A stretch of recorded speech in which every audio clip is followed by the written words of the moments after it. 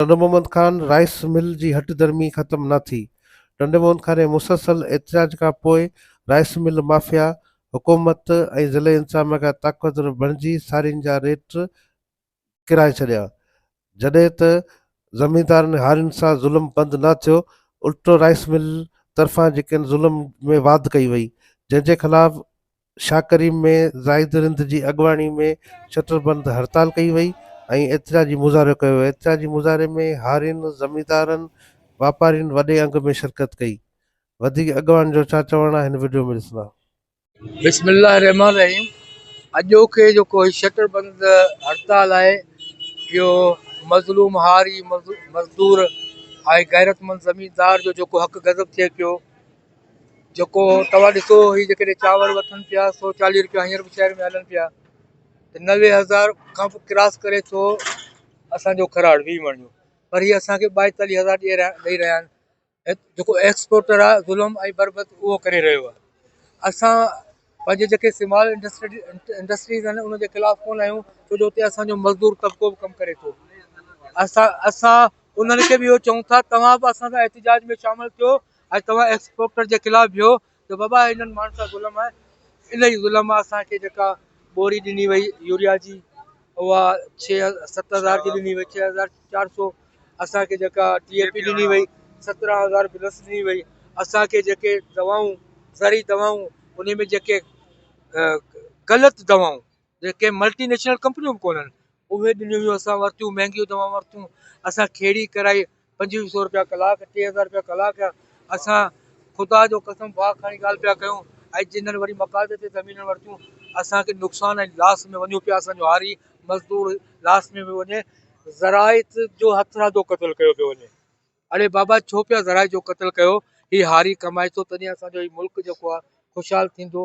हीअ असांजी जेके ज़मीनूं आहिनि ज़रख़ेज़ थींदियूं, हिते जो कारोबार मज़बूत थींदो, असांजा इदारा मज़बूत थींदा। तव्हां ज़राइत जो क़तलु छो पिया कयो? वजह छा आहे? तव्हांजी दुश्मनी हारी सां आहे, मज़दूर सां आहे, ज़मीनदार सां आहे, या तव्हांजी दुश्मनी हुसैनी किरदार सां आहे? ऐं ईअं ई अॼु बि जेको आवाज़ु उथे पियो, अॼु बि करबला जो आवाज़ु उथे पियो, अॼु बि करबला जो दर्स हले पियो, अॼु बि सिंध धरती में करबला दोहराइजी थी वञे। अॼु बि शाह इनायत जो आवाज़ु जेको आहे सो गूंजे पियो, अॼु बि करीम सरकार जो आवाज़ु गूंजे पियो, अॼु बि मखदूम बिलावल जो आवाज़ु गूंजे पियो, अॼु बि मंसूर ॻाल्हाए थो। असां पंहिंजे हक़नि जे लाइ विड़ी ऐं मारिजी सघूं था, असां पंहिंजी खलड़ी लाराए सघूं था, असां कुर्बान थी सघूं था, असां फांसी घाट ते चढ़ी सघूं था, पर पंहिंजे नसलनि जो क़तल नथा ॾिसी सघूं। असां सिंध धरती जी ख़ूबसूरती ख़तमु थींदे नथा ॾिसी सघूं। इन जे करे आउं हुननि खे एस्टेब्लिशमेंट खे चवां थो, चीफ ऑफ आर्मी स्टाफ खे चवां थो त तूं ताक़तवर आहीं,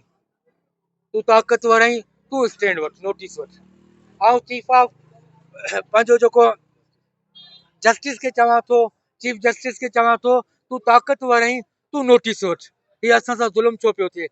ऐं प्रेसिडेंट सदर आसिफ अली ज़रदारी साहब खे असांजे धरतीअ जी ख़ूबसूरती ख़तम पई थिए, असांजे पाकिस्तान जी ख़ूबसूरती ख़तम पई थिए, असांजो हारी मज़दूर तबिको परेशान आहे, असांजूं नियाणियूं परेशान आहिनि, अलाह जी इंसानियत परेशान आहे, इंसानियत जो क़तलु पियो थिए।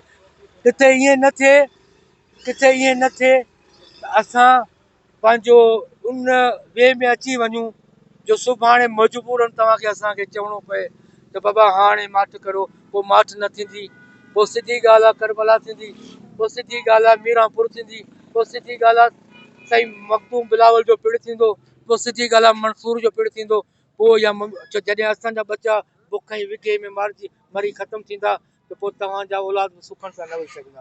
मुंहिंजो मैसेज इहो ई आहे त हारी मज़दूर बोरियत जो क़तलु बंदि कयो वञे, गैरतमंदनि जो क़तलु बंदि कयो वञे, इंसानियत जो क़तलु बंदि कयो थो वञे, हुसैनियत जी मुखालफ़त बंदि कई वञे।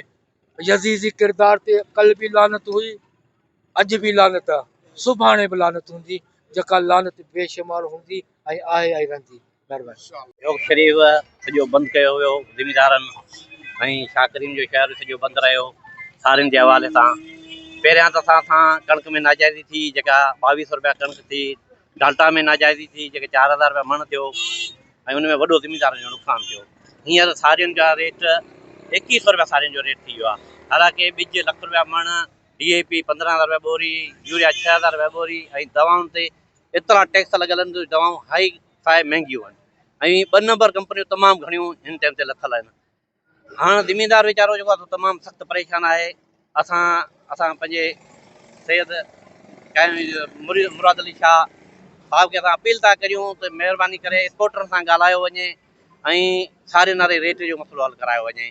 सारियूं तमामु घटि रेट आहिनि, घटि में घटि 3,000 रुपया रेट कयो वञे जीअं त ज़मीनदार पंहिंजो लेती लेती करे सघनि ऐं पंहिंजो कुझु न कुझु कर्ज़ु पको लाहे सघनि। न त हीअं त तमामु ज़रायत जो तमामु सख़्तु नुक़सानु थींदो ऐं अॻिते माण्हू चेट पकड़ जहिड़ी पोज़ीशन में कोन रहंदा। महिरबानी वधीक लाइ एक्सपोर्टर जेको आहे उहो कमाए पियो, एक्सपोर्टर आहे जेको कमाए पियो, आबादगार जो मुआशी क़तल आहे। हाणे ॾिसो पिया जेकॾहिं असांखां 4,000 रुपया सारी फी मण वठनि तॾहिं बि हिनखे बेनिफिट सुठो मिलंदो, सुठो कमाईंदा।